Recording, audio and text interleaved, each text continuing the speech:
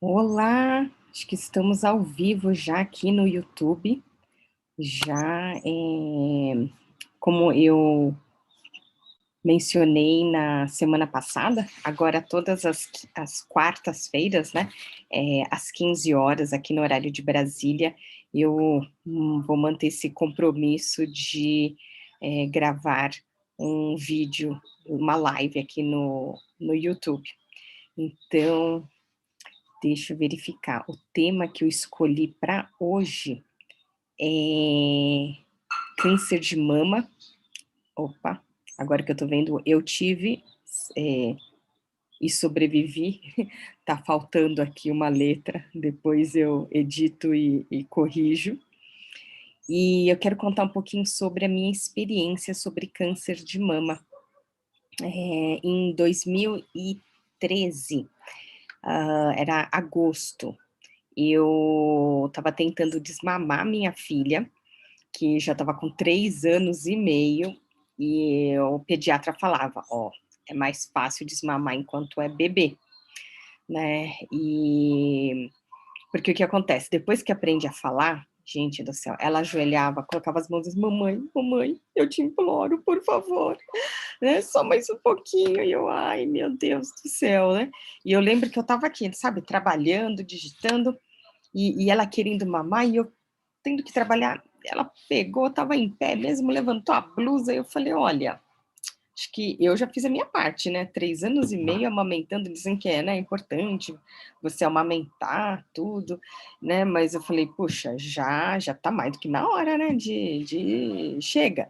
E eu estava tentando várias estratégias, né, conforme eu ia ouvindo, já me falaram que tinha gente que colocava wasabi. Falei: "Você tá louco, mas imagina que eu vou fazer uma coisa dessas, né".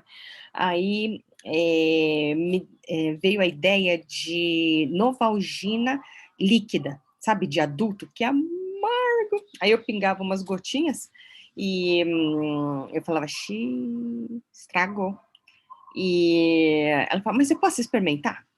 "Pode". Ela colocou a boca e: é mamãe, estragou", né. E ao longo do dia eu sempre ia pingando, né, e chegou uma hora que ela falou assim, "Mamãe, posso mamar?". E ela viu que estava, tipo, a pele estava meio esbranquiçada, então ela pegou, assim, tipo, a manga da blusa, limpou, experimentou: "Ah, mamãe, ficou bom de novo". E eu: "Ai, meu Deus do céu, o que que eu faço?". Foi quando eu recebi a dica de usar, sabe aquele band-aid redondinho que a gente coloca aqui no braço, né, quando faz exame de sangue? Então, para cobrir o bico do seio, eu falava: "Ah, mamãe tá dodói, né, que agora não dava". E, então ela via, né, o band-aid, assim: "Ai, tadinha, minha mamãe tá dodói". E uma vez a gente foi tomar banho juntas, eu fui tirar esse band-aid e sobrou, sabe, uma colinha? Eu peguei a toalha, né, esfreguei para remover esse adesivo e eu comecei a sangrar pelo bico do seio, mas sabe, sangue, assim, vermelho, assim, intenso. Eu falei: "Vixe".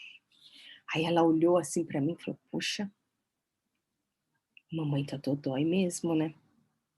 E aí eu pensei, esperei 24 horas, espremi, eu ainda saía um líquido sanguinolento, eu esperei mais 3, 4 dias, eu espremi, eu falei: "Não, isso não é normal, isso não tá legal". Então, uma semana depois, eu estava no consultório, né, do meu ginecologista, obstetra, que passou o básico, né, mamografia, ultrassom de mamas, e eu lembro que era uma época que eu estava, assim, trabalhando muito, viajando muito.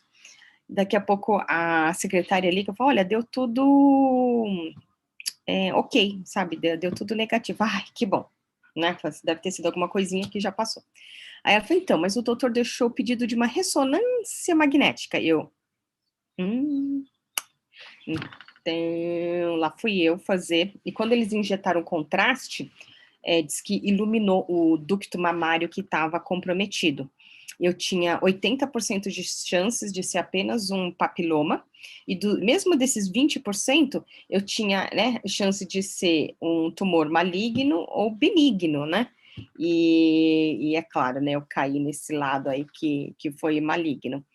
E o que o médico falou assim, que vai ter que fazer cirurgia, então eu sabia que da cirurgia eu não ia escapar, e que durante a cirurgia fariam a biópsia, e conforme o resultado da biópsia, ia ver o quanto que iam remover, né, se seria só esse ducto mamário, ou teria que remover um quadrante, ou, né, se teria que remover a mama toda, porque, né, vai depender aí do resultado da biópsia. E a família do meu marido ficou assim, sabe, batendo o pé, insistindo que eu procurasse uma segunda opinião. Afinal de contas, o meu sogro, ele trabalhou no AC Camargo, né, eu moro em São Paulo, e, e eu fui, então, pensei, né, digitei lá, AC Camargo. Aí tem um número que eu liguei e ele fala, né, se essa é a sua primeira consulta, digite tal número lá. E aí, quando eu fui atendida, então me fizeram algumas perguntas, então eu falei assim, a gente consegue uma consulta para você amanhã, com a diretora de mastologia lá do AC Camargo. Eu, nossa, amanhã? Eu falei, tá bom, tô indo. E como era um encaixe, então eu sei que eu fiquei assim, horas e horas esperando para conseguir ser atendida, e quando eu fui examinada, ela pediu então que eu fizesse um ultrassom de mamas com uma médica específica. E aí eu desci então para outro andar, e lá também fiquei esperando, né, porque era encaixe, tinha hora assim que eu até entrava na sala para fazer o exame, aí daqui a pouco, acho que ia começar o exame, ela tinha que sair para fazer, atender alguma emergência, tudo. Eu sei que, finalmente, quando eu fui atendida, tudo, ela fez o exame, isso era uma quarta-feira, ela falou: "Na sexta eu posso fazer uma biópsia". Eu: "Não, não precisa, eu vou fazer a cirurgia, né, aí durante a cirurgia vai ser feita a biópsia". E quando eu voltei com o meu médico, ele falou: "Ah, se a médica falou que, né, dá para fazer a biópsia, é melhor, porque assim já vai guiando a cirurgia, né, né, conforme o resultado dessa biópsia". Falei: "Então tá bom". Então ela foi, né, uma novela para eu conseguir reagendar essa, biópsia. Eu sei que foi no final de outubro, né, na realidade foi na véspera do meu aniversário, que eu consegui fazer essa biópsia, e aí eu estava até com compressa no dia seguinte, porque, eu tenho a filha de uma prima que faz aniversário no mesmo dia que eu. Então eu lembro de estar lá na festinha de aniversário com a bolsa de gelo, fazendo compressa, e na semana seguinte, já em novembro, né, era uma sexta-feira, saiu o resultado, e meu médico estava viajando, e na segunda-feira, então, que eu ia ter a consulta. E né, a minha melhor amiga, né, eu chamo ela de sócia, porque ela me acompanha desde do início dos meus trabalhos com mapas mentais, eu fotografei, né, mandei para ela, e ela assim, Liz, quer ir pro médico, né? Eu falei assim, não, hoje é sexta, né? A consulta vai ser na segunda, tipo, ah, eu vou na segunda, né? E ela tem certeza? Não sei o quê. Eu falei, não, tranquilo, né? E ela, na época, tinha um filho que, quando, né, nos eventos, assim, que a gente se encontrava, apresentava, né, como a pediatra do filho dela, e a gente que é mais próximo, né, sabia que ela tinha um filhinho de 4 patas, e que essa pediatra, então, era uma veterinária. E passou para essa veterinária, e ela leu o resultado, porque assim, no exame não sai assim, câncer positivo ou negativo, ele não fala, você tem câncer, né? Sai assim um monte de texto que, para quem é leigo, nada fazia sentido, né? Não dava para entender o que estava escrito. E ela falou: ó, isso é grave, isso é sério, né? Então, por isso que ela insistiu, né? Se eu queria tudo, né? E, por exemplo, meu pai, para quem não sabe, né? Meu pai, ele é o Mário Kimura, que infelizmente já é falecido, e ele vendia um produto chamado Cogumelo do Sol.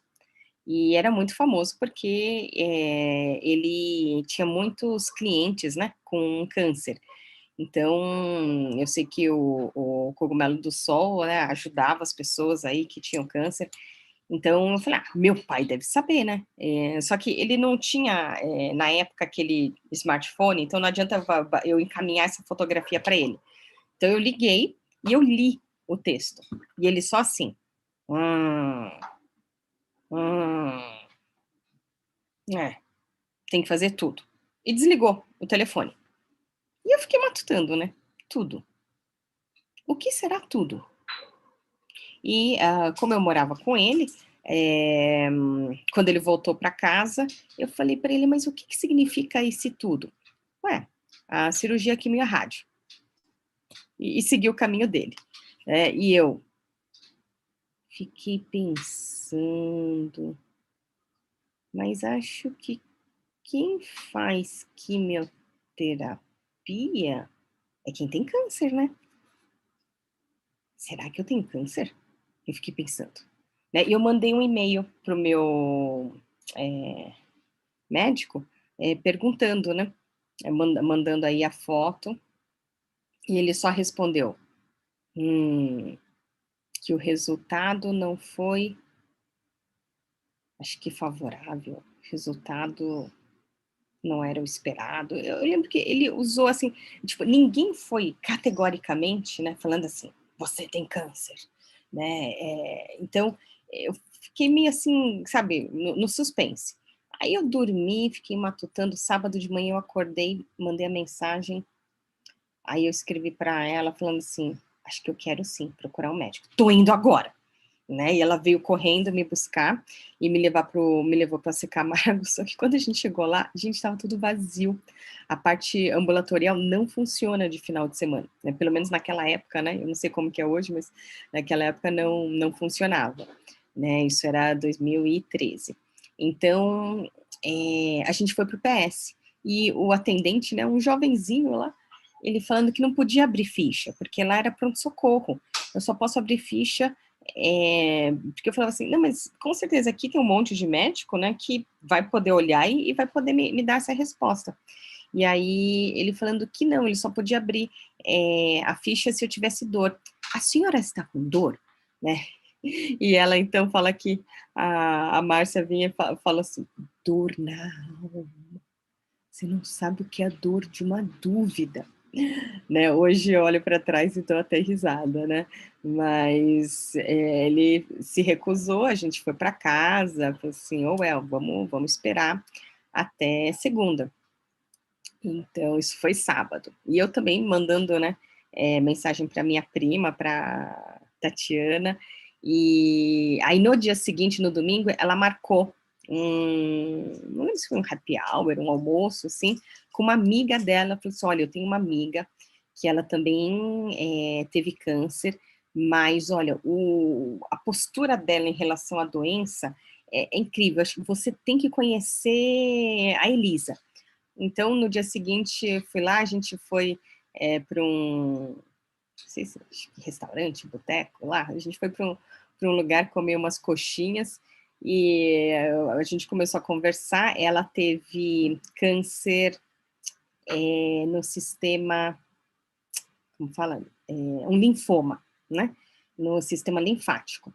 E no caso dela, ela é bem mais nova do que eu, né? Ela estava morando em Nova York e aí disse que um dia ela acordou Fiona, sabe, com a cara assim super inchada.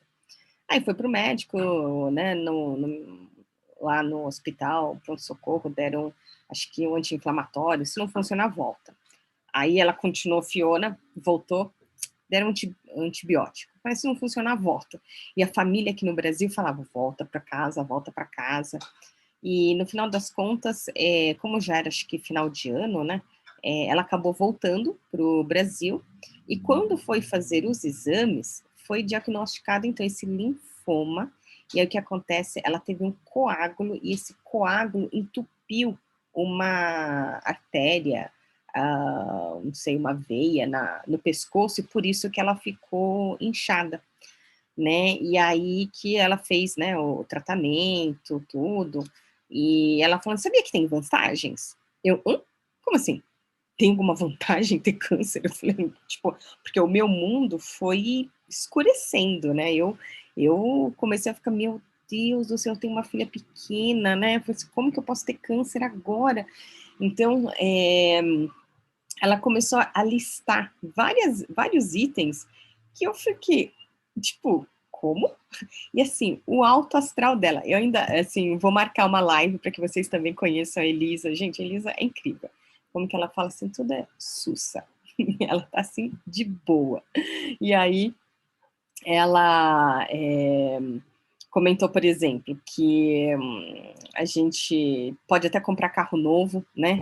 Ou melhor, antes disso era o rodízio do carro, né? Como em São Paulo a gente tem rodízio de veículos, né? Conforme o final da placa, você pode ir lá no Detran, né? E preenche um formulário, tudo que eles te liberam do rodízio, né? Para você não ter essa restrição de não poder ir até o local do tratamento por causa da restrição do rodízio.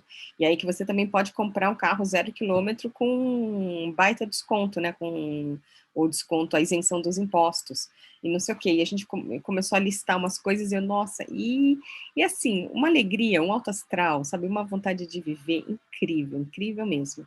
Admiro muito, acho que ter conhecido a Elisa fez muita diferença na minha postura em relação à doença. Aí, na segunda-feira, eu ainda, antes de ir para o meu médico, eu passei no AC Camargo, né, mas eu preferi, assim, primeiro assim, que né, de primeiro eu já nem queria ir para o AC Camargo, porque eu achava assim, não, AC Camargo é um lugar que é um cancer center, né, assim, no começo eu falava, não, eu não tenho câncer, não é um lugar para eu me tratar lá, né, e eu não quis fazer a minha cirurgia lá, eu preferi fazer particular, e eu fiz no Hospital Santa Catarina, que foi onde eu dei a luz, né, para minha filha, foi uma cesárea, então, e eu lá assim, né, naquela maca, esperando, né, para entrar na cirurgia, aí me veio a ideia, peguei meu caderninho e falei, marido, vem cá, ó, essa daqui é a conta do banco, essa aqui é a senha do banco, essa aqui é a senha do cartão de crédito, ele, não, eu não quero nem saber disso, não, mas vai que eu não sobrevivo à cirurgia, anota tudo isso aqui, ó, ele falou, não, tá bom, então eu vou anotar, ó, é esse caderninho, né, qualquer coisa você olha tudo aqui, né, e ele, não, imagina, tipo, bate na madeira, né, eu falei, não, mas, né, a gente fica sujeita. E no final das contas eu tive que fazer a mastectomia que eles chamam de radical, né, que é tirar a mama toda, foi do lado direito, e um dos exames que a gente faz é em relação ao linfonódulos, né, e o que acontece, eu já tinha linfonódulo comprometido, então eu também tive que fazer o esvaziamento da axila. E quando eu trabalhava com meu pai, eu lembro de fotografar clientes, e uma cliente muito famosa, uma senhora idosa, a dona Mercedes, que estava com câncer de mama, e a irmã dela também teve, e o braço dela parecia um apêndice, porque na hora dessa cirurgia, o nervo, não sei se foi pinçado, né, cortado, que foi que o braço dela não funcionava mais, então o braço daquela cirurgia, a mão, ela não tinha mais utilidade.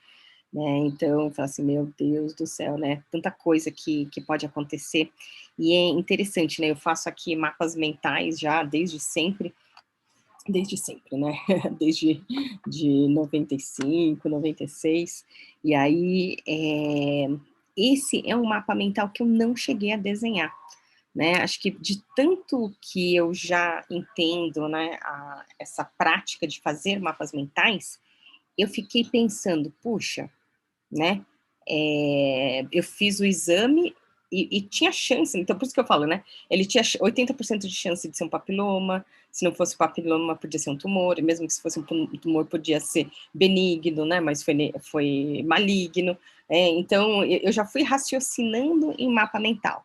Aí eu pensei, puxa, que bom que eu descobri cedo, porque ele tinha 2 centímetros e 55 milímetros, né, ele era pequeno, né, mas precisa ter uma margem de segurança ao redor, por isso que eu tive que remover a mama toda. E aí tem junto, né, um cirurgião plástico, que eu coloquei atrás do músculo, né, foi colocado atrás do músculo mamário uma prótese expansora, com uma válvula aqui em cima da costela, em que depois, né, seria feito colocado soro fisiológico para ir aumentando essa prótese expansora, até que ela ficasse, né, num tamanho proporcional que a outra, para então tirar a provisória e colocar a permanente. E eu lembro que eu fiz a cirurgia e tive 1 mês de descanso para o início da quimioterapia. E eu perguntando para os doutores lá, poxa, será que não dá para me liberar, né? Pelo menos as festas, né? Então, assim, pelo menos o Natal eu consegui liberar, mas antes do Ano Novo eu fiz a minha primeira sessão de quimio. Então, eu lembro de passar o Ano Novo na casa do meu irmão caçula, da minha cunhada. Gente, assim, sabe, querendo vomitar, passando mal, à base de picolé de limão, porque o limão e o frio, né, o gelado, ajuda a diminuir a sensação de náusea. Então, nossa, e aí em janeiro, um casal de amigos muito queridos, né, eles nos convidaram para o casamento, e eu lembro que foi num sábado, e a partir do dia seguinte, no domingo, meu cabelo começou a cair. Então, já na segunda-feira eu comprei um chapeuzinho, e engraçado, né, que não foi a primeira vez que eu fiquei careca. Aos 11 anos de idade, eu tive um episódio de alopécia que eu perdi, em uma semana, eu perdi todo o cabelo. E, tipo, levou praticamente um ano para eu voltar ao que eu tinha de cabelo antes. Então, quando o oncologista, né, que é o médico especialista em câncer, falou que, olha, não crie falsas expectativas, né, você vai perder todo o cabelo. Eu falei, doutor, eu nunca fui dessas vaidosas, né? Então eu falei, depois cresce de novo, né? Eu já passei por isso, não é a minha primeira vez.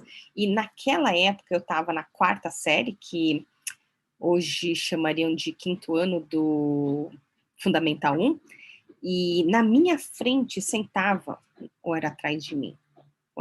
Eu sei que assim, era uma colega que tinha nascido com alopécia, né? Então, desde que ela nasceu, ela nunca teve sobrancelha, cabelo, né? Pelo corpo, cílios. Então, ela já nasceu assim. Só que quando eu fiquei careca, os pais, as famílias entraram em pânico achando que era contagioso, né? Queriam expulsar nós duas da escola.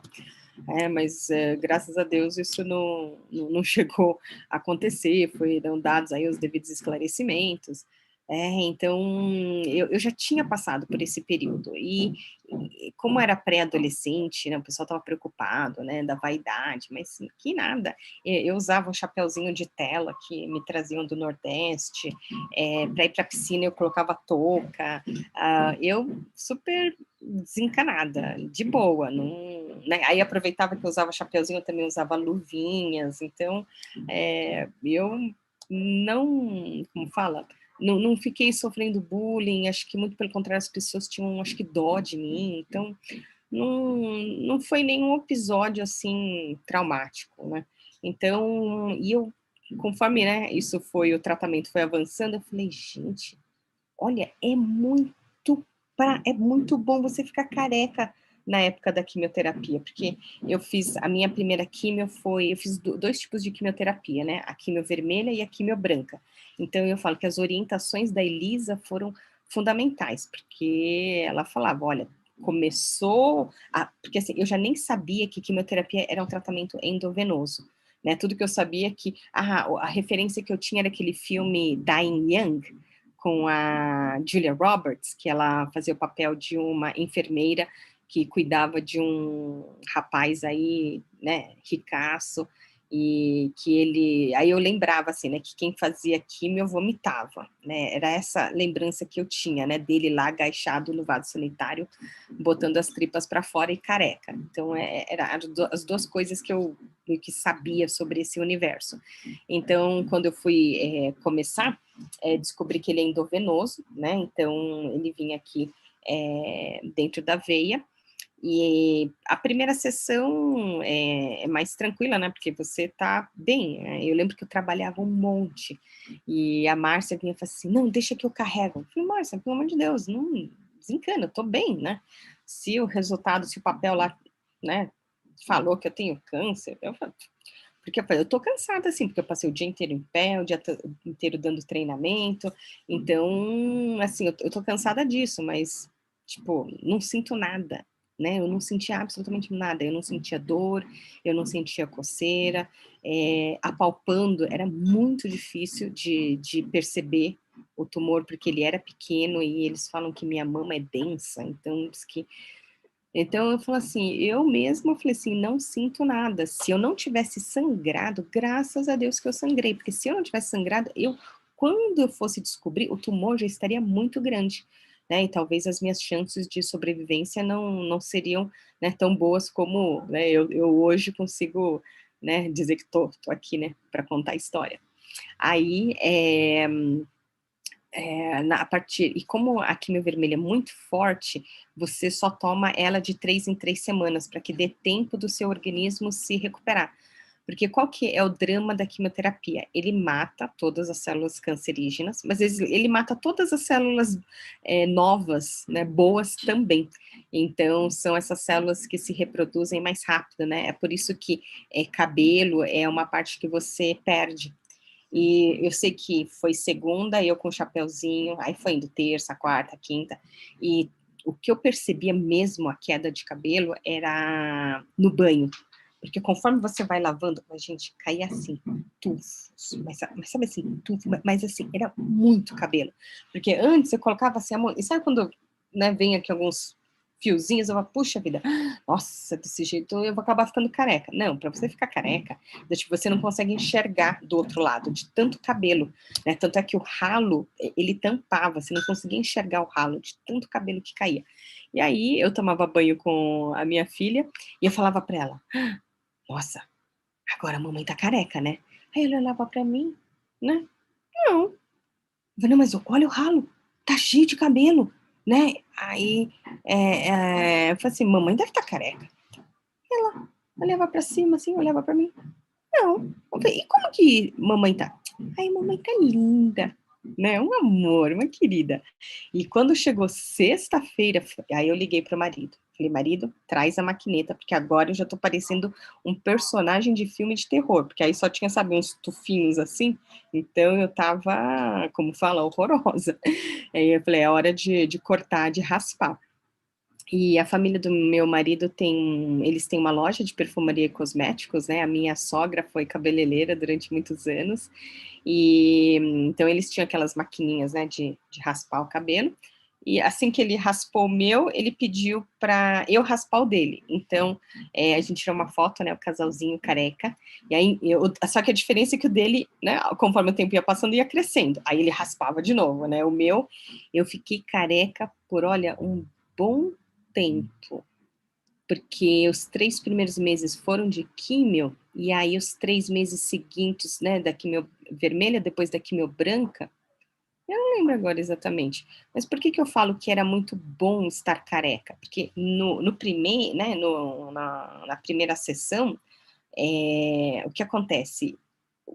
A ânsia de vômito, mas vinha com uma força que não dava tempo de controlar. Então não dava tempo de eu segurar o cabelo. Aí, bom, eu botava tudo pra fora, aí como eu tinha o cabelo um pouco mais comprido, eu ficava assim, o cabelo todo sujo. Eu falei assim, ai meu Deus. Aí ia direto pro banho. Então, por isso que eu falo, olha só uma vantagem de ficar careca durante a quimioterapia, porque como não dava tempo de prender o cabelo, eu falei assim, era até melhor não ter cabelo durante aquele período. Aí, quais são os desdobramentos, né, de não ter cabelo? Aí você não gasta dinheiro, né, com shampoo, com condicionador, com cabeleireiro, com corte de cabelo, com tintura, sabe? E aí você também não perde tempo para ficar lavando cabelo, para ficar secando cabelo, para ficar escovando cabelo. Então eu falei, nossa, já era, sabe, tipo, olha, esse monte de coisa que eu já não preciso fazer mais. E qual que é um grande drama da quimio vermelha? Ele estourava um monte de afta na boca, então eu tinha que fazer periodicamente, né, vários bochechos com bicarbonato de sódio. E o cheiro, até hoje, cheiros fortes, assim, me desagradam, né? Foi uma época que eu aprendi a comer comida fria, porque comida quente solta, assim, um cheiro que antigamente, né, normalmente, né, ai, cheirinho bom de comida. Nossa senhora, qualquer cheiro me dava náusea. Então, tudo que tem cheiro. Então, por exemplo, sabe entrar num elevador que alguém passou um perfume muito forte? Nossa, me dá dor de cabeça, né? Então, sabonete perfumado, sabe, cremes perfumados, perfume, então, é uma coisa que eu parei de usar desde aquela época e não consigo voltar a usar, isso ainda me incomoda, né? Menos, mas ainda me incomoda. Cheiro forte é algo que, nossa, não dá para mim. E tanto é que, por exemplo, a empregada lá, a faxineira já falava assim, Liz, compra amaciante. Eu falei, não compro. Não compro porque a amaciante tem um perfume muito forte. Eu prefiro a roupa um pouco mais rígida, mas assim, sem perfume, sabe? Porque isso não me agrada. E como a químio é muito forte, sabe? E assim, derruba, né, o seu sistema imunológico, então é algo que você tem que evitar, né, o contato com pessoas, tanto tipo, eu já vivi o meu isolamento, eu já vivi a minha quarentena, e a diferença é que naquela época eu estava sem saúde, né, então eu estava mal, e hoje, falou, nossa, hoje eu tô super bem, porque tenho saúde, tenho tecnologia, consigo como se diz, trabalhar, então, assim, nossa, nem se compara. E aí, eu lembro uma vez que eu estava numa sessão e as cabines, pelo menos lá no Nossa Camargo, são todas individuais. Então, você meio que não tem contato com outras pessoas, né? Na primeira sessão, alguém que também foi muito especial para mim foi a enfermeira, não sei se é enfermeira ou técnica de enfermagem, que eles chamam de pulsão, né, de encontrar a veia e colocar lá né, a quimioterapia. E, nossa, super animada, alto astral, sabe, uma pessoa incrível, então era muito bacana. E o que eles orientaram é que você tinha que levar, só pode ter, né, um acompanhante, né, tem uma cadeira para acompanhante, e lá é super chique, porque tem TV, sabe, TV a cabo, e o que acontece? O cobertor só tem pro paciente, porque pro acompanhante, ele tem que trazer, né, o próprio agasalho, porque o ar-condicionado é muito, muito, muito gelado. Eu falei, gente, mas não tem como regular esse ar-condicionado?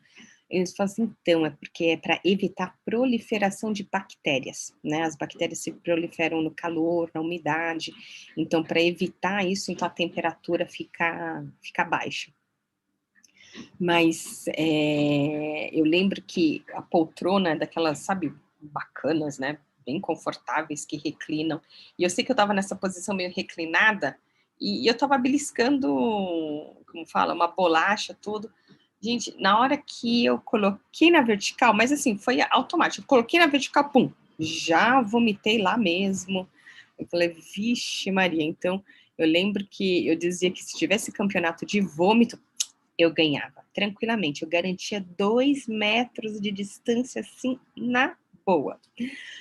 Então, eu costumo dizer, né, que a minha marca registrada eu adoro o smile, né, por causa do sorriso. Eu acho que todo mundo tem problema, tem dor de cabeça, tem contas a pagar, né, muitos têm dívidas, e aí, eu falei assim, não é com aquela cara chateada, né, eu falei assim, eu acho que eu tô sempre sorrindo e encarando as coisas com optimismo, né, eu sempre acredito que as coisas vão melhorar, que vai dar certo, né, vai dar tudo certo. Até porque, né, na época eu tinha uma filha pequenininha para cuidar, então eu falei assim, não, eu preciso sobreviver, eu falei assim, eu vou sobreviver. Tanto é que o que eu falava para o médico é isso, vamos lá, o quanto antes a gente começar o tratamento, né, mais cedo eu termino ele. Mas, com certeza, lá no fundo pairava uma dúvida, né. E assim, a família me mandava WhatsApp: "Como que você tá? Como você tá?". E eu lembro de uma mensagem do meu irmão caçula falando que: "Olha, para eu tomar direitinho os cogumelos do sol, porque, aqui, diferente, né, daquela frase que em casa de ferreiro o espeto é de pau, aqui o espeto é de diamante, né? E eu já trabalhei com 2 vezes, né, na empresa do meu pai, e realmente eu atendi vários clientes, testemunhei aí muitas pessoas que se recuperaram, não só do câncer, mas de várias outras doenças, porque a gente classifica o cogumelo do sol como um imunomodulador, né? Ele não é algo que estimula apenas o sistema imunológico. Na época lá do atendimento a gente falava em imunomodulador, porque no início, né, os principais clientes, meu pai focava em AIDS, e porque conseguia fazer a pessoa se recuperar, né, voltar a trabalhar, né, voltar a ter uma vida, então, incrível, casos de crianças que tinham nascido com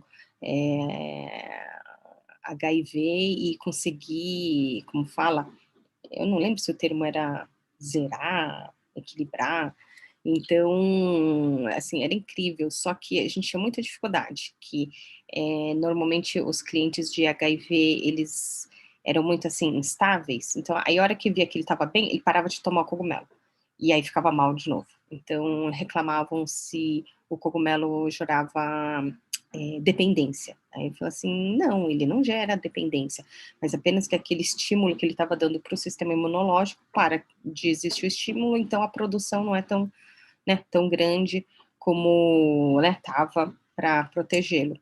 E aí a gente começou a perceber que tinha pessoas com tudo quanto era tipo de doença todo mundo cogumelo. E isso era muito estranho, né? Como é que isso pode funcionar para quem tem HIV, tem câncer, tem vários tipos de câncer, tem tuberculose, tem, sabe, assim, eram muitas doenças que ele atuava, até que o que a gente conseguiu identificar de denominador comum é que ele não atuava em nenhuma doença, absolutamente nenhuma, apenas no sistema imunológico. Então, o seu sistema imunológico, né, melhorado, tanto qualitativamente como quantitativamente. Então, imagina, se você entra numa guerra com mais soldados e soldados mais armados, você acaba ganhando essa guerra, né? Então, é por isso que eu, por exemplo, era uma florzinha, né? Eu espirrava, era 2 semanas gripadas, 2 semanas bem, 2 semanas gripada, eu vivia resfriada. E foi incrível que eu tomando cogumelo, eu começava, não é que eu não tive, né, naquela época não tinha mais gripe, mas era do tipo, em um ano, eu tinha, sei lá, 1, 2 vezes eu ficava gripada, coisa que era assim, a cada 2 semanas eu estava mal. Então, mesmo para quem, né, não tem nenhuma doença, assim, que quer manter a saúde em alta, nossa, o produto funcionava muito bem.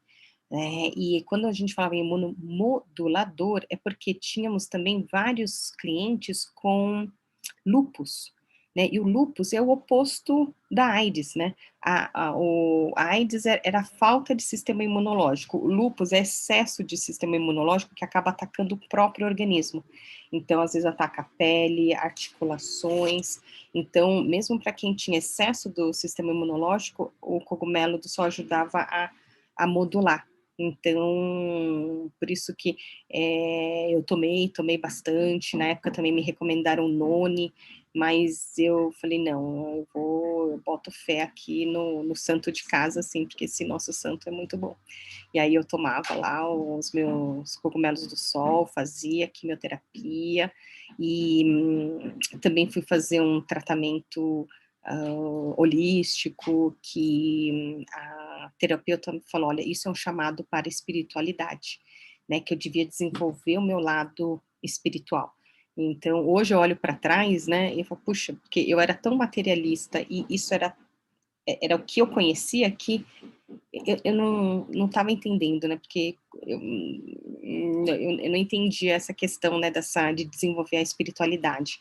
Nessa época também me indicaram o João de Deus, só que eu já estava com a cirurgia marcada, e eu trabalhei praticamente até a semana anterior à cirurgia, e aí eu tive uma semana para deixar, né, várias coisas em ordem para então meio que entrar nas minhas férias, que eu não tinha tirado férias, acho que durante tantos anos que eu tirei todas elas de uma só vez. Então, eu só fui para a Abadiânia depois que terminou todo o tratamento. quer dizer, praticamente todo o tratamento. Foi em janeiro de 2015 que eu viajei pela primeira vez.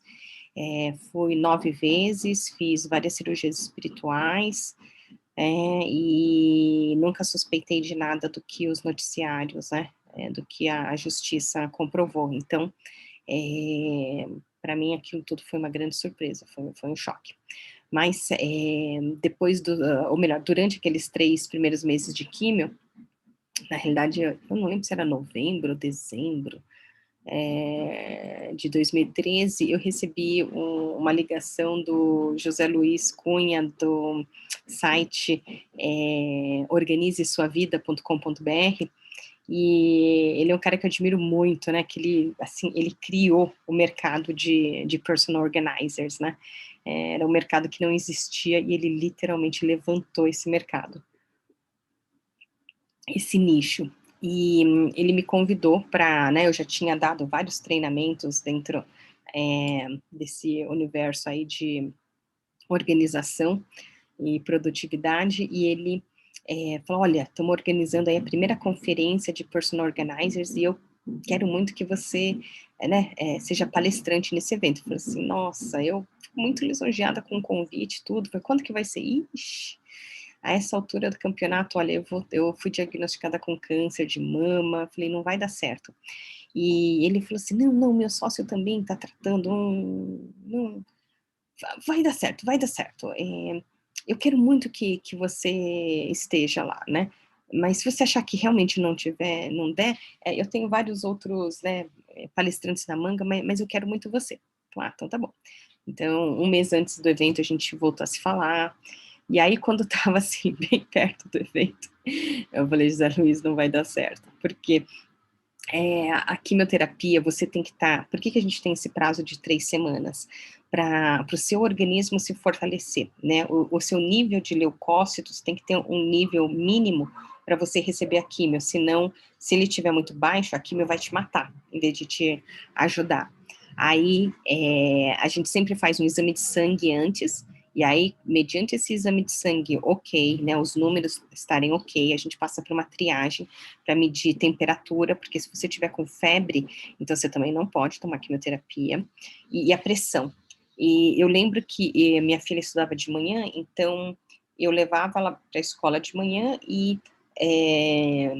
fazia o exame de sangue, aí eu voltava para casa, né, almoçava tudo, e no período da tarde que eu fazia a sessão de quimioterapia. E uma vez, acho que a coisa foi meio que, não deu tempo de eu fazer o exame antes, eu não lembro se a minha sessão de quimio era de manhã, naquela época que eu meio que fiz o exame de sangue para meio que na sequência fazer a quimio. E eles precisam, acho que minimamente de 20 minutos, né, pelo menos naquela época, para ver o resultado.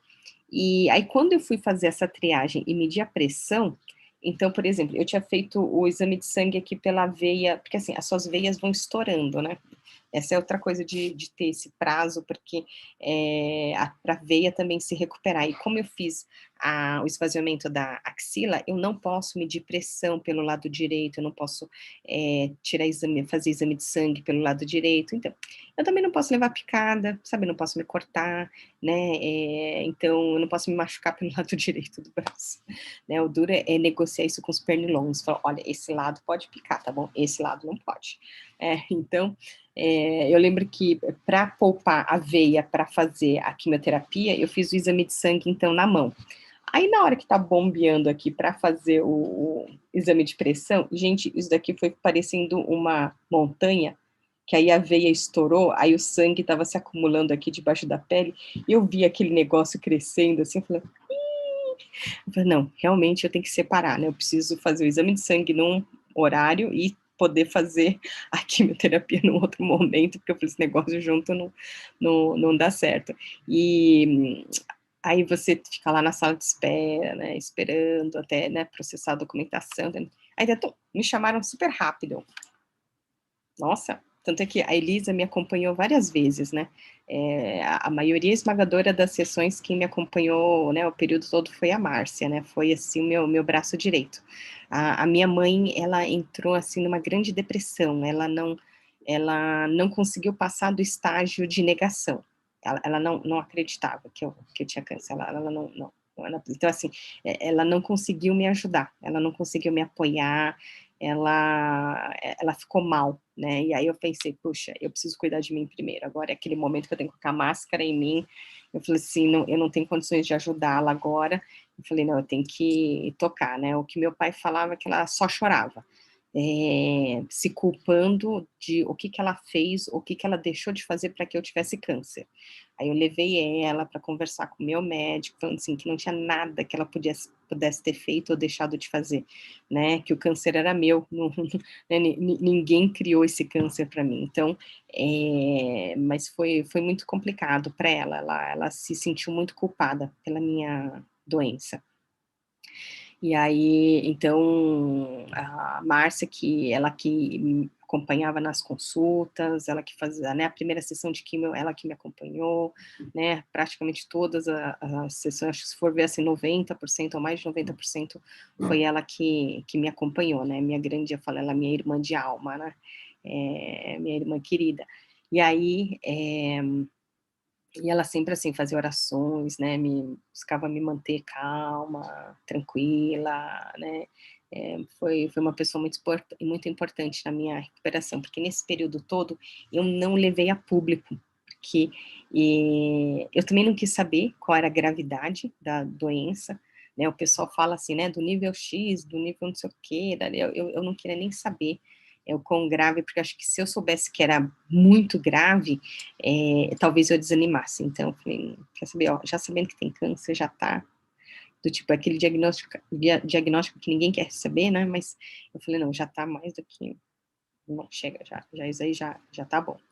Né, e aí o José, quando eles me chamaram, eu pensei, nossa, que rápido, né, hoje a coisa tá andando, aí não, veio o resultado do exame de sangue que eu não tinha condições de tomar uma quimioterapia naquele dia, volta para casa, descansa, se alimenta bem, come muito verde escuro, e volta daqui a 2 semanas, então eu falei, Zé Luiz, eles me reagendaram para o dia da conferência, aí ele perguntou, de manhã ou à tarde? Eu, à tarde. Ah, então tá bom. Então, em vez de você dar palestra à tarde, você dá palestra de manhã, aí depois você vai para sua quimioterapia. Eu falei, nossa, José Luiz, ele queria muito que eu estivesse lá naquele evento.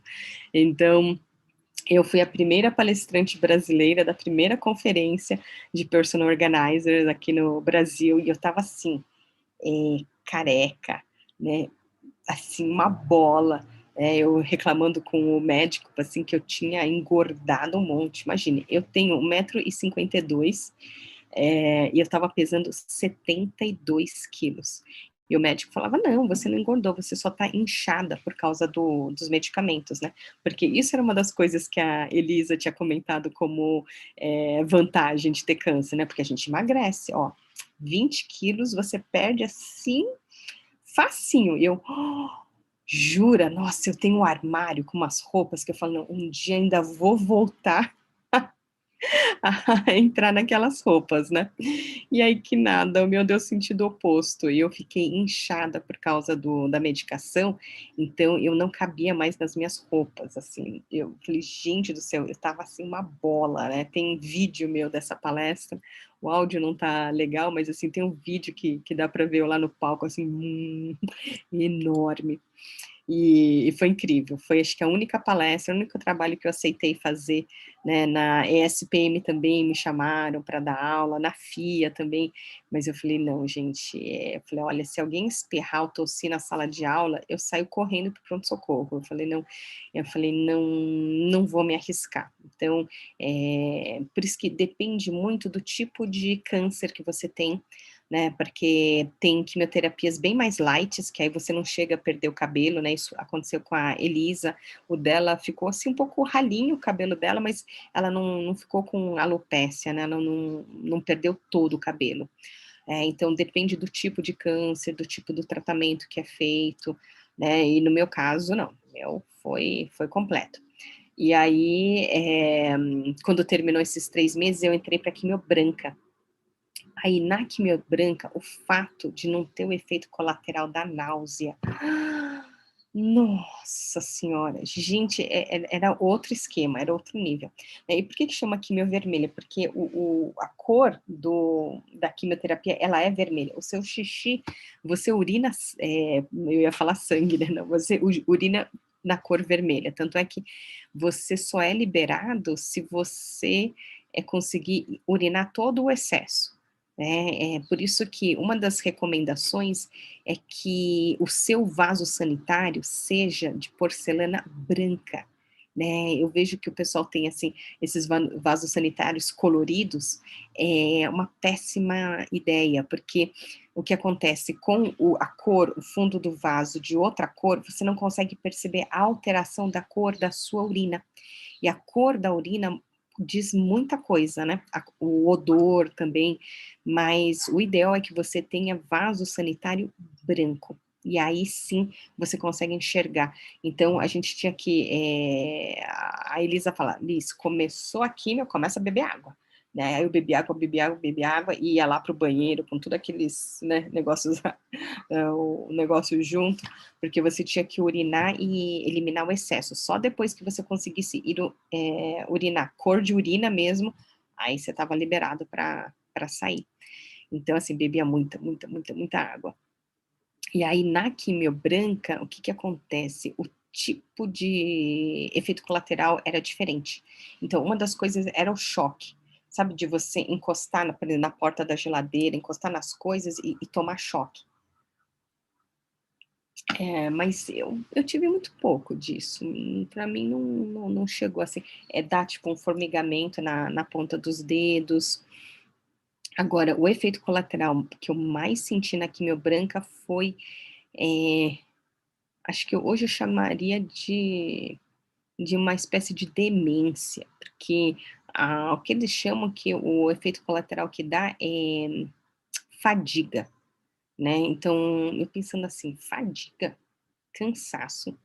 Gente, mas era uma sensação de cansaço que, olha, eu tinha que me esforçar muito para levantar da cama e ir até o sofá na sala. Eu não foi um período que eu não conseguia mais dirigir, eu não conseguia mais, como fala, não conseguia mais lavar a louça não, né, porque eu nem lavava a louça naquela época, né, a gente tinha, empregada doméstica, tinha faxineira, tinha babá, então era o tipo de serviço que eu não precisava fazer. Mas, assim, se eu tivesse que fazer, meu, eu não tinha forças, né? Eu parei de levar minha filha para a escola porque eu não conseguia mais dirigir, eu não tinha forças para dirigir. E eu chamo de demência, né, como uma interpretação minha, muito pessoal, porque, gente, você não consegue mais raciocinar direito. Meu companheiro nesse período era o Candy Crush. Eu ficava jogando o Candy Crush lá, aí, gente, eu não conseguia passar de nível. Sabe quando você não consegue raciocinar? Eu não conseguia passar de nível. Aí, quando eu começava a passar de nível, nossa, o efeito colateral tá passando. Aí já estava chegando a data da próxima sessão. E aí, como a quimio branca é mais light, ela era semanal. Então, toda segunda-feira eu estava lá, né, para a sessão de químio. E aí, como é semanal, o que acontece? As veias não aguentam mesmo, vai estourando tudo. Então, eu tive que fazer uma cirurgia de implantação de catéter. Eu usei o catéter Portocart, que eles chamam, que parece que tem uma moeda debaixo da minha pele, né? E aí ele já vai direto pro coração. Então, porque aí o coração vai bombeando, e aí a químio, em vez de ser, então, tipo, a veia aqui no braço, encaixava nessa, tipo, era um encaixe, né, que encaixava nesse portocart, e aí eu recebi a quimioterapia aqui por debaixo da clavícula. E como eu fiz a cirurgia pelo lado direito, eu perguntei para o médico vascular se já podia fazer a cirurgia, né, do portocart aqui, né, debaixo da clavícula direita. Ele falou, não, até pelo fato de ter tido a cirurgia de um lado, eu tinha que fazer a cirurgia, né, do outro lado, né. A Elisa falava para mim que ela tinha feito na coxa, ficava na perna dela, o portocart dela. E aí, então, eu recebi aqui, e junto, quando iniciou a quimio branca, começou também o tratamento do Herceptin. E por que eu escolhi esse tema para falar hoje, né, nessa live? Porque hoje é dia 24 de março de 2021 e ontem, dia 23, completou 6 anos da minha última sessão. Então, eu, junto com a quimio branca, eu comecei a sessão de Herceptin, e aí ontem completou 6 anos do término aí dessa última etapa do tratamento. Então eu falei, nossa, eu preciso comemorar, né? Tem que agradecer que eu sobrevivi a tudo isso. E aí, nessa quimio branca, eu via que você não pode assinar um contrato, sabe? Tomar uma decisão séria durante esse período, porque você não está raciocinando direito, você não consegue concatenar direito as ideias. Eu falava, gente, mas eu pensava assim, gente, mas eu era uma pessoa inteligente, e sabe, eu não estava mais me reconhecendo. Aquilo, assim, ficou muito. Falei, meu Deus do céu, não consigo pensar direito. Não consigo. Tanto é que foi um período que eu assisti aquele Lost. Meu primo falou, não assiste isso, porque ele vai terminar completamente Lost. Eu falei assim, não vale a pena. Era uma febre que um pouco, né, antes tinha, né, todo mundo estava louco por essa série, e aí como eu tinha, assim, muito tempo, né, eu ficava assistindo, né, uma temporada depois da outra na sequência e assistia o Lost de ponta a ponta. E então eu ficava assim assistindo TV, eu ficava, né, quieta aí no meu canto, jogando Candy Crush. E junto com ele, o Herceptin, acho que eram a cada 3 semanas, né? Então a quimio branca era semanal, e a cada 3 semanas, junto com a quimio branca também, eu recebia o Herceptin. E o Herceptin é um receptor do HER2. HER2 é uma proteína que você encontra na membrana do tumor, do tipo de câncer de mama que eu tive. Né, eu tive a sorte de dar positivo para HER2, então eu pude tomar essa medicação também, porque tem mulheres que dá negativo, então não adianta que o HER2 não vai funcionar. E eles chamam de tratamento à base de anticorpos, e ele faz uma espécie de um encaixe, né, perfeito com esse HER2. Então, ele não mata as células tumorais, mas por causa desse encaixe perfeito, não permite que elas fiquem comendo as células ao redor. Então, deixa a célula inerte, o que é, acho que tão bom quanto, né? E com bem menos efeito colateral. Digamos assim, o efeito colateral dele é a parte cardíaca, mas eu tô com o coração bom, então tá bem. E foi muito, assim, engraçado, assim, que eu tava zapeando na TV a cabo e tinha lá um filme sobre câncer. Eu falei, ai, não, normalmente filme sobre câncer, né, a pessoa morre, né, eu falei, eu não vou assistir. E aí, conforme eu fui zapeando, teve uma hora que eu via a descrição do filme, e era sobre o cientista que descobriu, né, esse Herceptin e o sofrimento dele para conseguir que a FDA, né, a Federal Drug Agency dos Estados Unidos, aprovasse esse medicamento.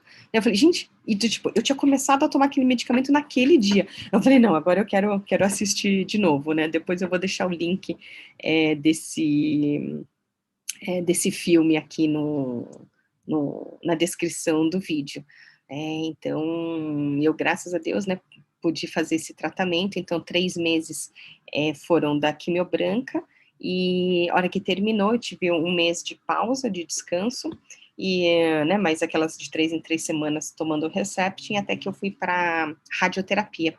E no caso da radioterapia, ela é diária, né, você vai todos os dias, e diferente da quimio, que você não precisa de acompanhante, né, na quimio você precisa de acompanhante, na rádio você pode ir sozinha. E como eu moro no mesmo bairro do AC Camargo, olhando no mapa, são 9 quarteirões. Aí, cronometrando, eu faço em 17 minutos de caminhada, ou se der uma aceleradinha, faço em 16 minutos, que foi uma péssima ideia.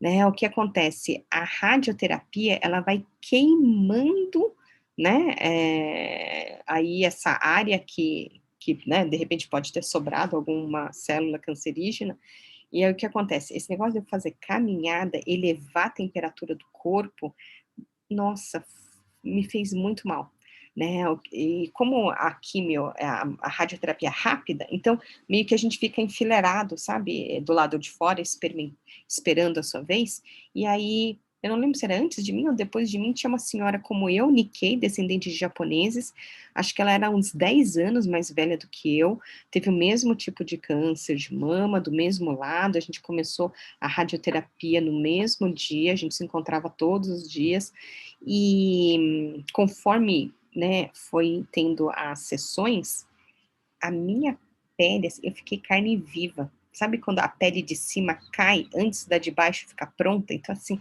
eu vivia com o braço, assim, aqui para cima, que eu não conseguia abaixar, porque ardia tudo, né? Porque era desde aqui de trás, né, até aqui o meio do peito, que a máquina ficava passando aí a radiação.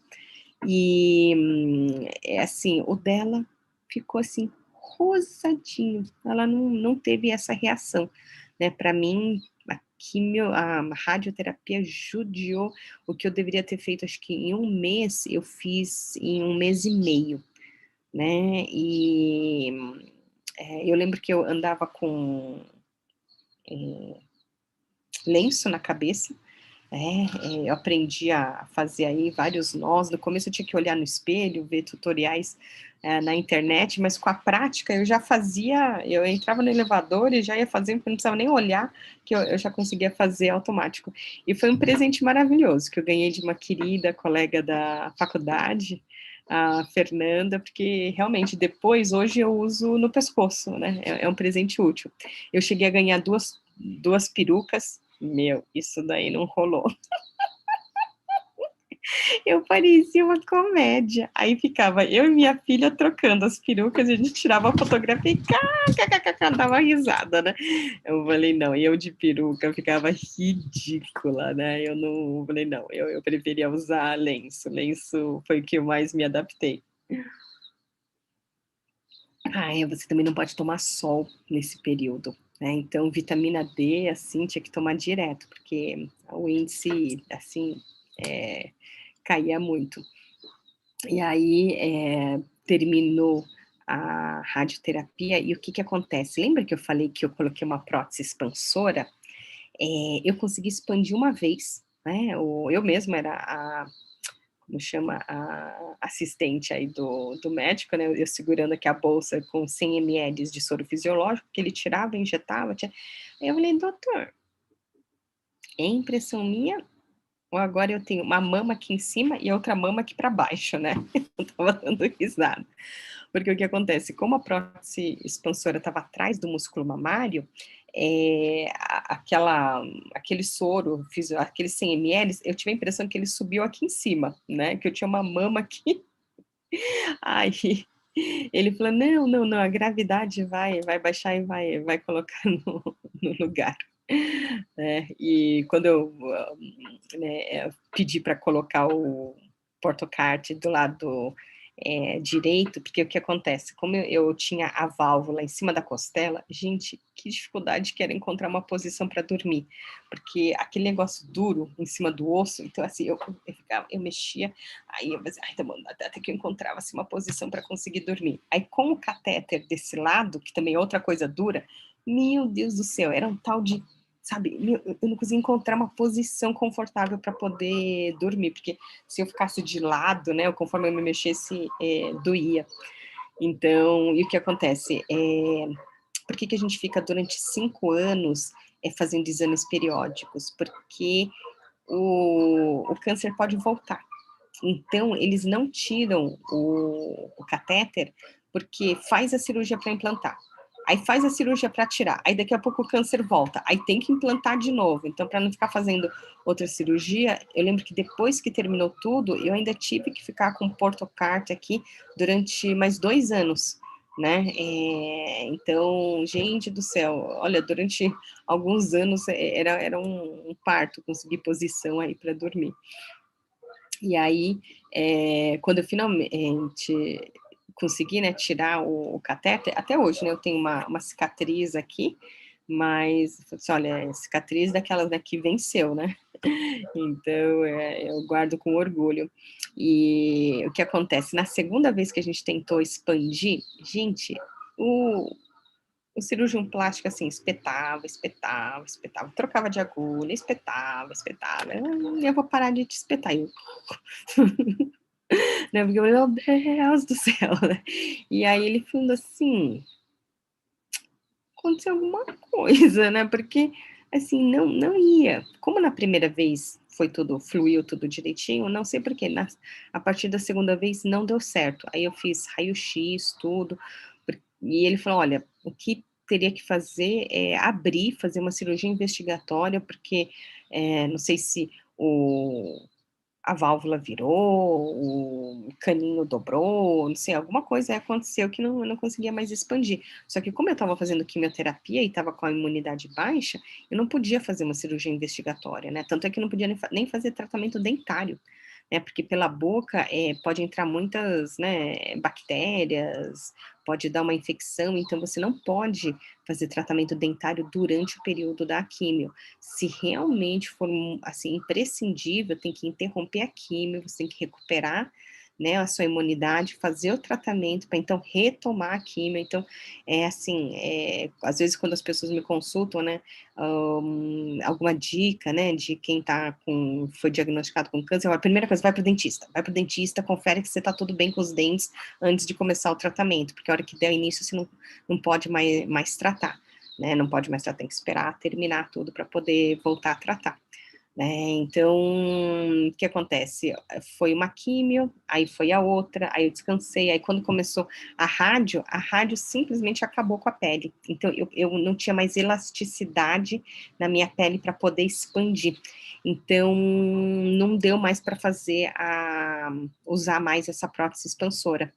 Então, quando, eu não lembro agora em que ano que eu tirei essa prótese, né, o que acontece, ela estava rasgada, aí não deu certo.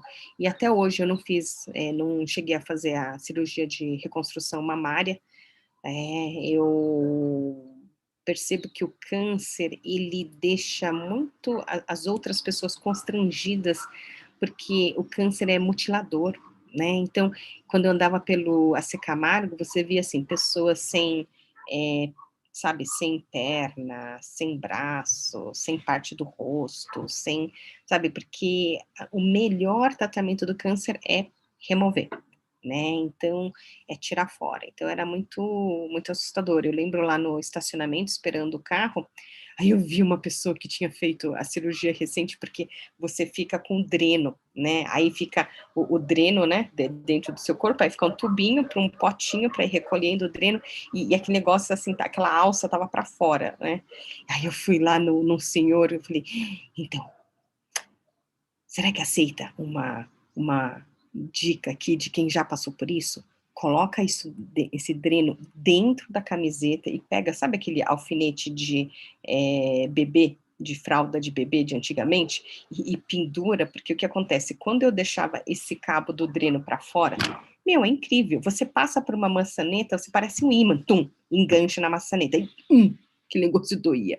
Ou então era na maçaneta da gaveta. Eu falei, gente, eu nunca me enrosquei e tum, aquele negócio enroscava, né? Então tinha que deixar guardado dentro da blusa, porque eu falei assim, meu Deus do céu. Mas foi assim, uma experiência e tanto, né? Eu só fui contar sobre isso em outubro de 2014, já quase um ano da cirurgia da mastectomia, porque meu marido, a hora que deu meia-noite, ele me acordou com um cupcake, uma velhinha, e cantou parabéns para mim, me deu os parabéns e voltou a dormir. E eu, tum, acordei. Eu pensei, bem, o que eu vou fazer agora? Ah, já sei. Entrei no Facebook e eu fiquei até as 4 da manhã escrevendo toda a história. Então, quando o Facebook estava avisando todo mundo que era meu aniversário, o pessoal entrava para me cumprimentar, todo mundo ficava assim, mas eu não sabia. Eu falei, então. Eu não contei para praticamente ninguém, era um número muito restrito de pessoas que sabiam do meu tratamento. Nossa, eu até judiei de uma querida amiga, a Eli, que foi, ela me convidou para o aniversário dela, e eu falei, putz, não dá, porque eu tô fazendo quimioterapia, eu fui diagnosticada com câncer, mas olha, não conta para ninguém, né, ela é uma amiga do grupo de bolsistas, que nós fomos juntas para o Japão, e coitada, nossa, depois que eu fui entender que eu fiquei torturando ela, né, porque as pessoas, o aniversário dela, né, que era para ela estar toda feliz, animada, ela tava meio mal, né, aí que foi, Eli? E assim, eu tinha pedido para ela não contar para as pessoas, e ela manteve a minha promessa, né, então eu falei, ai, ele, desculpa, né, Gomes ter te torturado com essa informação, né, foram, assim, realmente pouquíssimas as pessoas que souberam do meu tratamento e que eu aceitei, né, receber visita e me acompanhar, porque aí quando era o meu aniversário, eu estava na radioterapia, né, então eu falei: "Não, agora acho que eu sobrevivo, né, agora acho que tá dando, já deu certo". Então foi quando eu me expressei aí publicamente, né, até então eu não tinha contado. E meu Deus do céu, a gente já passou de 1 hora, eu falo muito, né, e eu tinha separado, eu tinha não, né, eu separei, uns mapas mentais porque afinal de contas esse canal é sobre mapa mental. Então, esse daqui, deixa eu ver se eu fizer assim. Ok, agora dá para enxergar inteiro. Esse foi a primeira vez que eu vi um mapa mental sobre câncer, né? Eu fiz a minha certificação em Mind Mapping, em mapas mentais, no ano de 2000, e voltei lá em 2004 para fazer a reciclagem, e esse é o mapa mental que a Jamie Nest mostrou para gente. Eu vou compartilhar, deixa eu ver, este daqui, tcharam, aqui, isso, este de cá. Deixa eu ver, será que eu esqueci de colocar aqui a tela do YouTube para eu ir acompanhando? Então, aqui, vamos ver se eu consigo fazer um zoom. Ó, então, 20 de maio de 2002, né, Michigan, Estados Unidos, uma carta para o Tony Buzan, lá, né, endereçado para ele lá na Inglaterra, em Marlow. Eu fui até Marlow conhecer pessoalmente Tony Buzan, porque na certificação ele estava se dedicando a escrever livros, então ele não participou do processo de certificação. Então, eu fiz a minha certificação em 2000, então 2001 eu fui até Marlow conhecê-lo pessoalmente. Então, aqui, ó, Dear Tony, I am Jamie Nest's good friend who assisted with the seminars you conducted in the Detroit area, April 10th, 11th. Então, querido Tony, eu sou uma amiga da Jamie Nest, que, né, participou do seminário que foi conduzido na área de Detroit, em dias 10 e 11 de abril. Né? It was truly a pleasure to meet you and to hear your lectures over the courses of the 2 days, including at the assembly at Willow Run High School. Então, foi realmente um grande prazer conhecê-lo e ouvir as suas palestras, né, durante esses 2 dias, incluindo, né, uma assembleia que tiveram lá na escola, como fala? No colegial, que hoje chamam de ensino médio, Willow Run. Thank you very much for giving of yourself in this way in order to benefit so many young people and adults. Então, agradeço, né, muito obrigada por se doar dessa maneira para beneficiar, ajudar tantos jovens e adultos também. Então, I had mentioned to you at the pizza party you hosted the evening of the 10th after the day of seminars that I had used mind mapping with my late husband, John. Então, eu mencionei a você durante a festa lá o jantar de pizza, que você, né, nos recebeu, foi o nosso anfitrião, depois lá na noite do dia 10, depois do dia de seminário, em que eu contei nessa história de que eu usei o mapa mental com o meu falecido marido, John. He used the technique to help organize our thoughts at the time. He had been diagnosed terminally ill with colon cancer, which eventually spread to his brain and took his life in 1996. Então, que eles usaram a técnica dos mapas mentais para ajudá-los a organizar as ideias, os pensamentos, né? Porque na época o marido tinha sido diagnosticado com câncer terminal de cólon, e que tinha tido metástase no cérebro que levou, né, que ele partiu em 96. You asked that I show you this cancer mind map at the high school the next day, which I did, and you asked at that time that I sent you a copy of it. Então, você me pediu na época, né, para eu mostrar esse mapa na escola no dia seguinte, né, coisa que eu fiz, e você pediu para que eu mandasse uma cópia para você. Per your request, it is enclosed along with 2 pages of brief notes to give a bit more detail about it.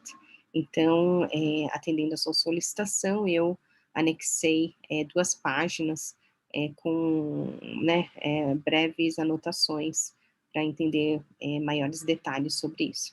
I hope it will be of interest to you. It was so helpful to John and I and the family at that time, and became the foundation of my continued mind map, therefore. Então, foi a nossa... né, então, I hope it will, então, espero que seja de seu, né, interesse, que acho que, né, que desse mapa mental, que ele ajudou muito ela e o marido e toda a família naquele momento, né, que foi a fundação, né, a base deles continuarem com o mapa mental a partir, né, daquele momento.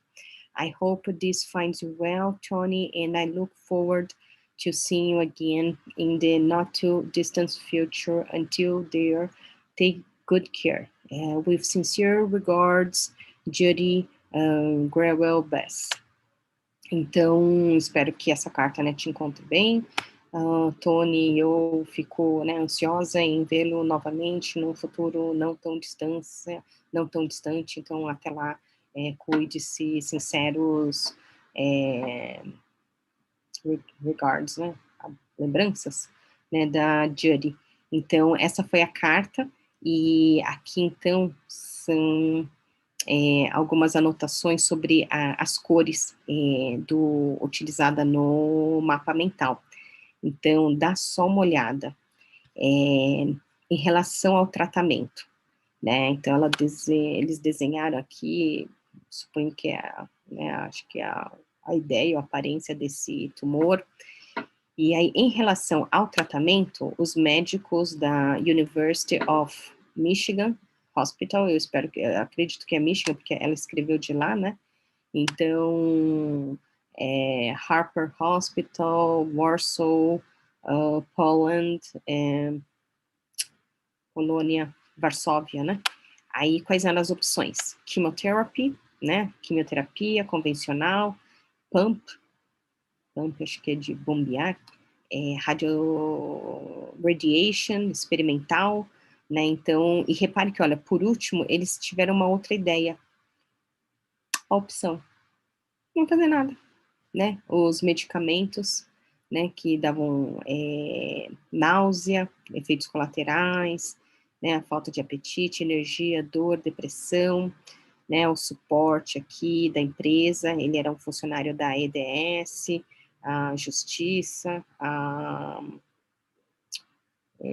Saint of Michigan.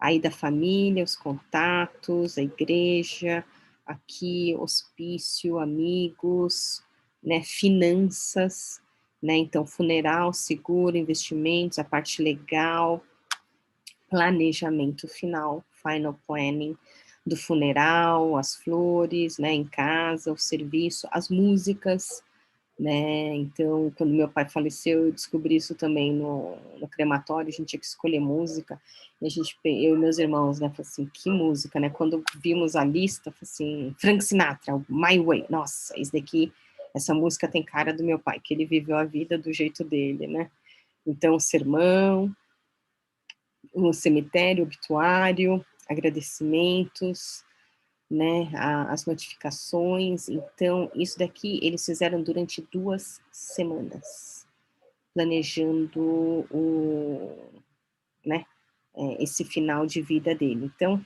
como que você, né, diante de um problema, como que você consegue encarar a situação e planejar?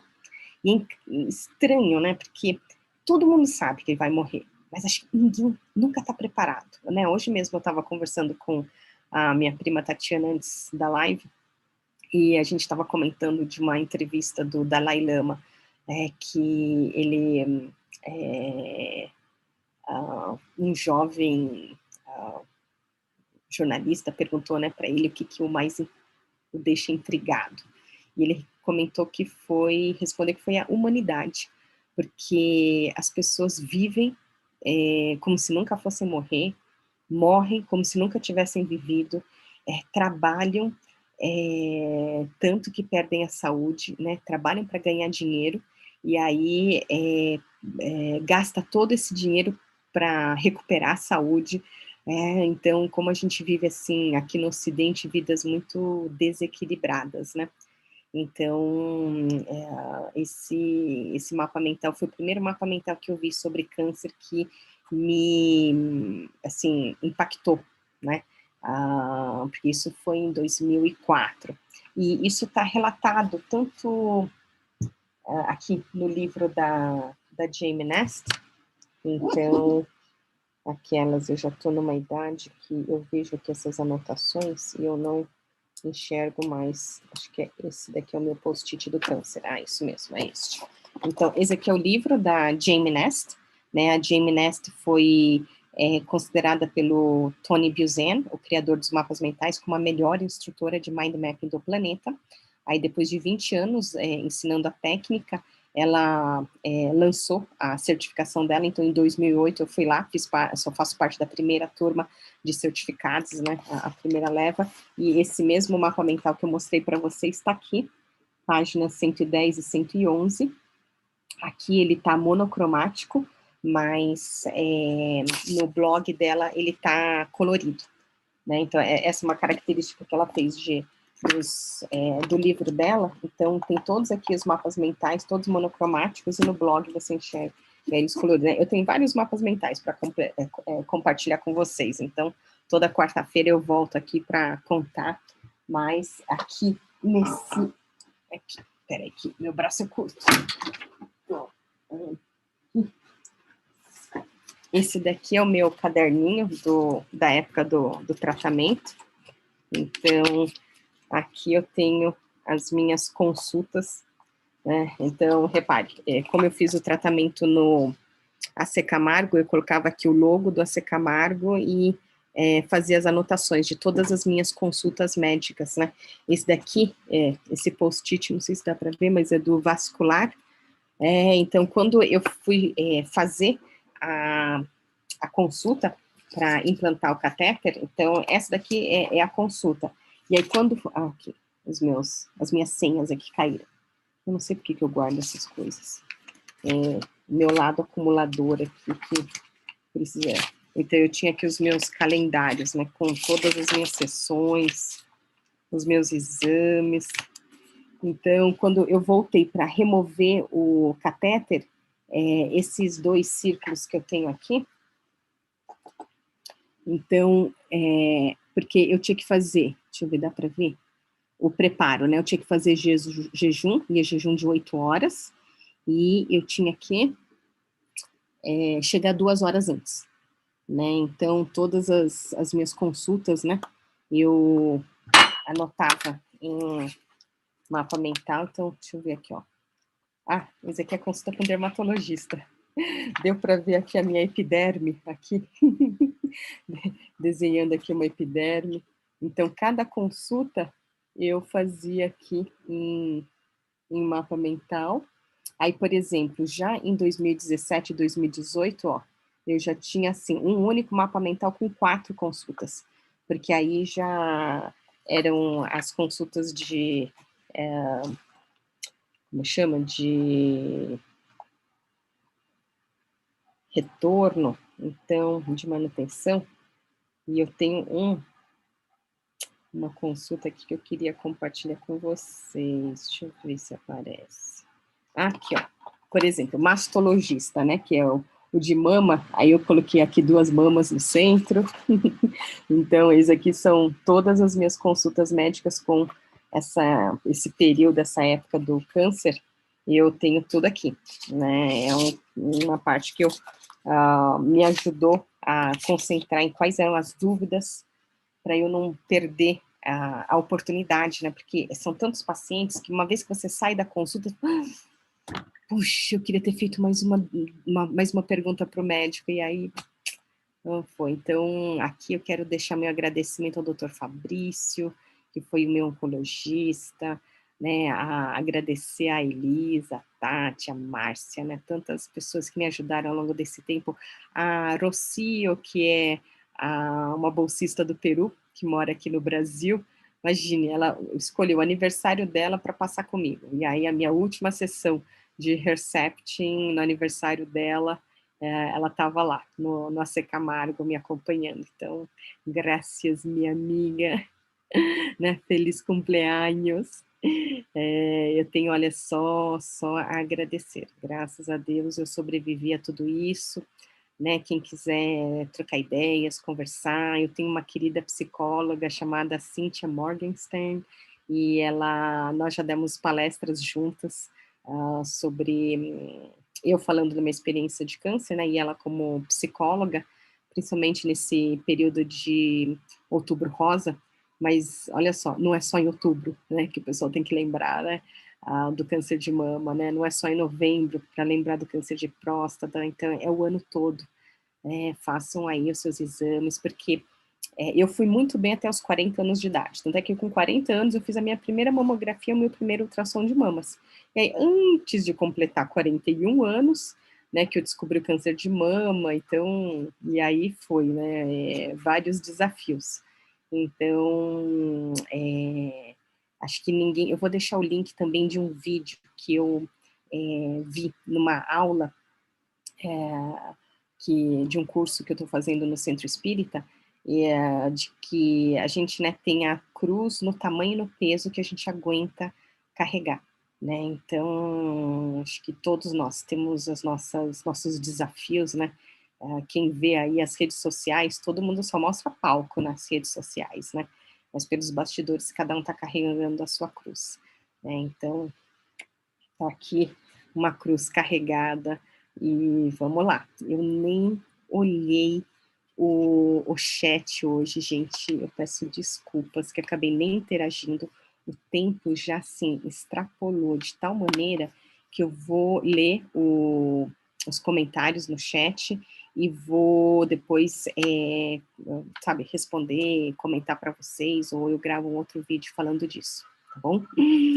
Então, meu Deus do céu, gente, eu não consigo falar pouco, né? Ai, gente, olha só, era para eu ter no máximo. Eu falei, não, hoje eu vou falar só um pouco, né? Em menos de 1 hora eu resolvo isso. Então, gratidão para quem acompanhou até agora, né? Tudo que vier, olha, gente, encare, vamos lutar e tem solução para as coisas, ok? Gratidão até agora, um beijo, até a próxima quarta-feira. Aí eu compartilho outros mapas mentais. Eu sou Liz Kimura, especialista em mapas mentais, e vocês vão me encontrar nas redes sociais falando sobre essa técnica poderosíssima. Você pode usar para tudo. Digo que a minha hashtag é mapas mentais para a vida. Uma vez que você aprende essa técnica, você usa em todas as fases da sua vida, em todos os desafios que você tem que enfrentar no seu dia a dia, tá bom? E aí conte comigo para ser a sua facilitadora de aprendizagem nessa técnica dos mapas mentais. Um beijo! E eu costumo dizer assim, um forte abraço, todo colorido e cheio